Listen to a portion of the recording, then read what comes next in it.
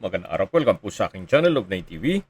Nandito po tayo ngayon sa Base View Subdivision dito po sa Lipa City. Tapat lang po ito ng Fernando Air Base. Ito pong bagong video presentation natin ay isang residential property na may lot area na 150 square meters. Ito po titulado. Buhay po ang may-ari, kaya wala po kayong maging problema sa documentation o sa transfer ng title.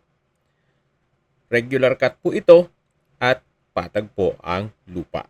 Kaya ito po ay ready for construction once na ma-acquire na po ito.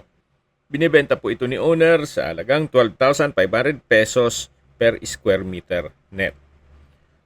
Kung may mga katanungan po kayo, tawag lang po kayo sa aking numero. At ang full video po ay mapapanood nyo sa aking YouTube channel na Nov9 TV Official.